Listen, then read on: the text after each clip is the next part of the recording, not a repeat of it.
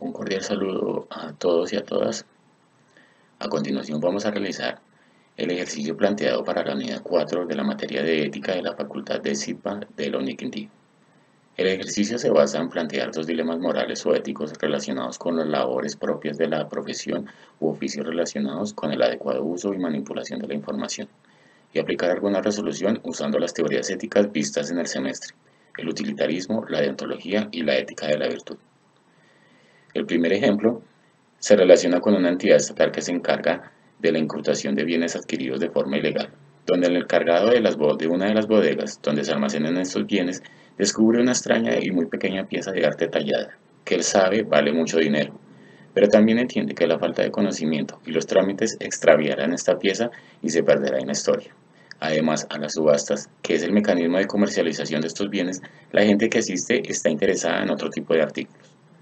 Durante los años que lleva trabajando allí, se da cuenta que la pieza la está afectando la humedad y pasa a ser un pisapapeles que recoge polvo en la oscuridad de la bodega, ya que perdió su rótulo y el empaque donde estaba almacenada es usado para almacenar otras cosas, y así es muy difícil hallar el inventario exacto donde se registró.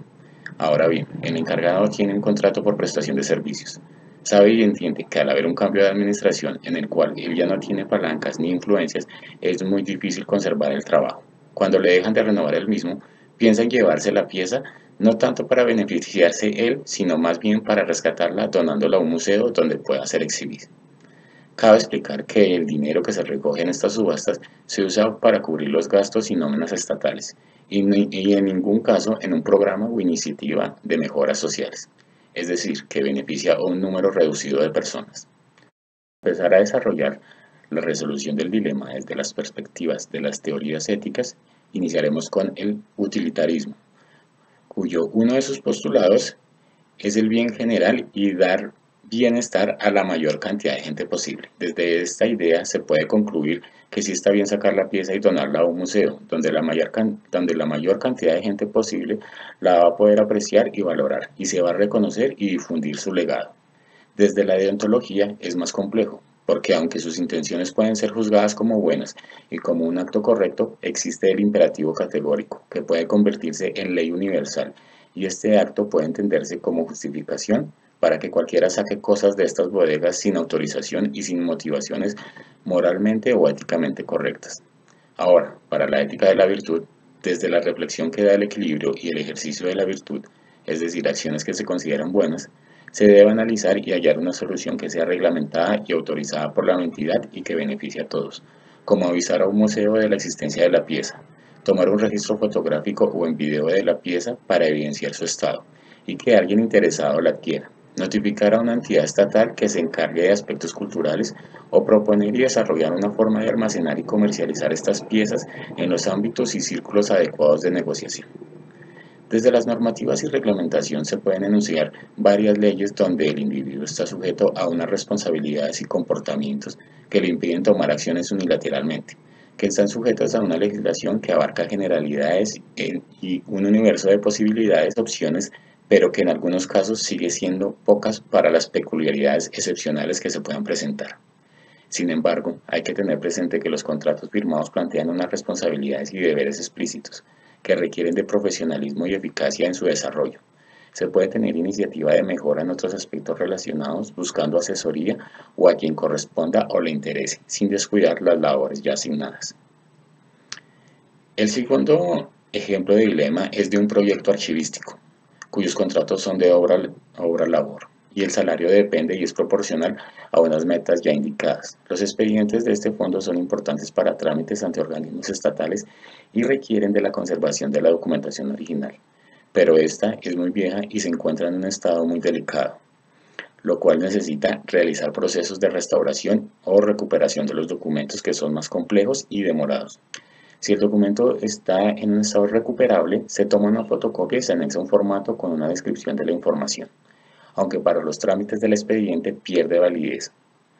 Cuando se acerca la fecha de pago, muchos de los trabajadores se dan cuenta que el salario va a ser mucho menos de lo que pensaban y algunos no van a cubrir sus gastos mensuales. De ahí alguien propone dejar de restaurar los documentos que los requieran y se puedan recuperar para anexar copias, aunque el expediente pierda validez. Para las tres teorías éticas, esta sería una mala práctica. Para el utilitarismo, ya que beneficia a un individuo, desconociendo el número de personas que se van a ver afectadas, además de que se debe entender que en las relaciones entre el ciudadano y el Estado se debe tratar de dinamizar y optimizar los procesos y sistemas, es decir, que no hay un beneficio general o para la mayoría. Para la deontología, tanto la intención como el resultado son contrarios a los actos morales y no están motivados por el deber, ya que no es lo correcto, no es lo debido. Para la ética de la virtud, ni corresponde ni forma carácter moral y es adversa a la práctica habitual de la virtud, además de ser una reflexión desequilibrada y poco analizada. Desde la normativa hay que realzar el hecho que los contratos con el Estado tienen una serie de parámetros que deben cumplirse, acarrean sanciones que pueden perjudicar su desarrollo como profesional y complicar la consecución de futuros proyectos. Además que los contratos especifican las obligaciones del empleador y del empleado, y uno como otro debe cumplir con lo estipulado. Y si alguno tiene inconvenientes con lo escrito, se puede buscar una concordancia entre las partes. De no conseguirlo es mejor desde un principio dejar pasar esa opción y buscar nuevas oportunidades.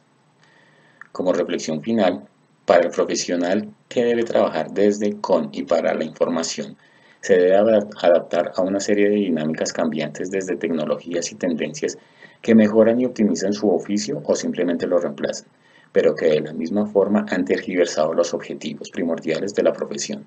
La responsabilidad social se debe dar y desarrollar desde la construcción de confianza, permitiendo el flujo natural de la información y el conocimiento, tal y como fue creado, sin alterar las formas y contenidos de las mismas, y estando para quien lo requiera.